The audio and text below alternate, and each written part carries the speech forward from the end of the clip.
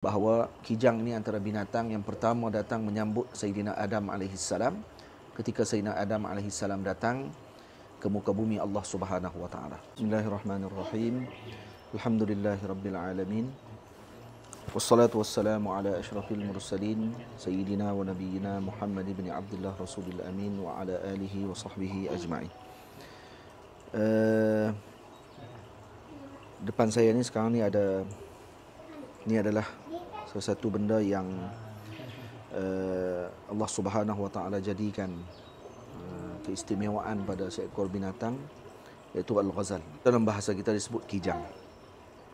Jadi kijang ada keistimewaannya yang telah Allah Taala jadikan keluar daripada tubuhnya, perkara yang menjadi perbahasan di kalangan para ulama, khususnya dalam berkaitan dengan hukum fiqh darah yang ada di dalam kawasan ini.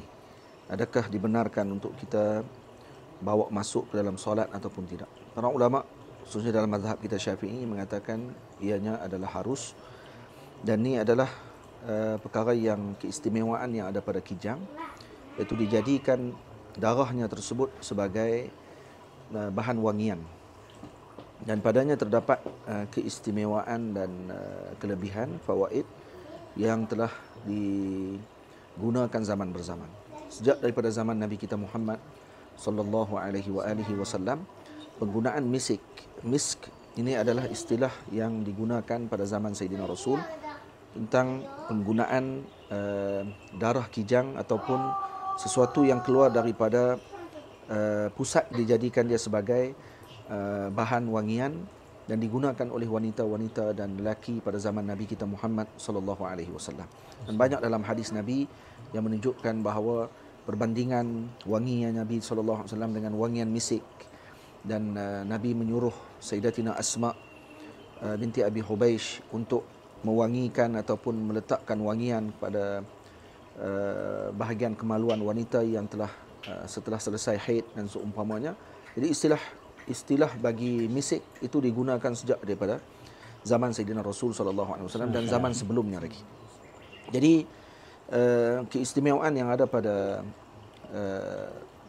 minyak kijang ini ataupun misik ini, banyak antaranya boleh untuk menyelesaikan masalah kulit, boleh untuk menyelesaikan masalah pening kepala dan juga seumpamanya, disapu di dahi, disapu di dada, dan ada orang yang mempunyai masalah pernafasan dan seumpamanya, maka digunakan untuk disapu di bahagian dada dan juga di bahagian tengkuk dan di bahagian dahi seseorang tersebut, mengikut kepada cara pelaksanaan 2-3 kali sehari dan seumpamanya. Dan tidak boleh terlalu berlebihan kerana ia akan mendatangkan kesan sampingan pula, kata sebahagian atibba, para doktor.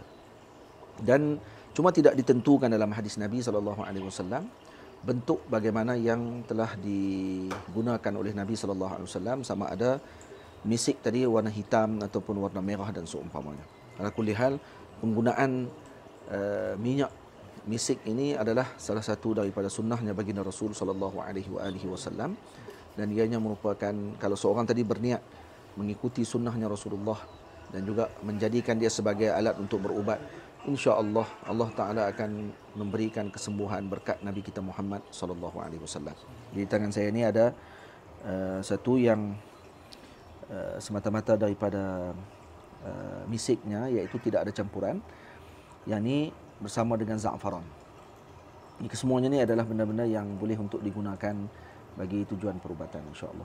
Jadi boleh untuk dapatkan ni pada Perai Pusat Rawatan Al-Idrus, bawah pimpinan Al-Fadhil Ustaz Syafiq Ridhahullah, dan moga-moga kita semua diberikan dengan kebaikan, insya-Allah, berkat Nabi kita Muhammad sallallahu alaihi wasallam. Dan jadilah akhlak seperti kijang, kerana sebahagian riwayat yang disebutkan oleh para ulama bahawa kijang ini antara binatang yang pertama datang menyambut Sayyidina Adam alaihissalam ketika Sayyidina Adam alaihissalam datang ke muka bumi Allah Subhanahu wa taala. Maka disebabkan kerana dia datang dengan tujuan untuk memuliakan dan menghormati Sayyidina Adam, maka Allah Subhanahu wa taala memberikan kelebihan kepadanya dengan dikeluarkan wangian yang sedemikian.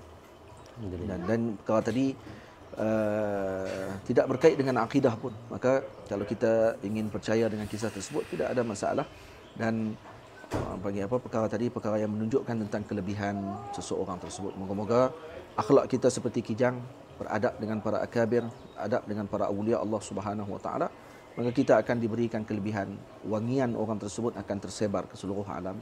Sallallahu ala sayyidina Muhammad wa ala alihi wa sahbihi ajma'in walhamdulillahi rabbil alamin.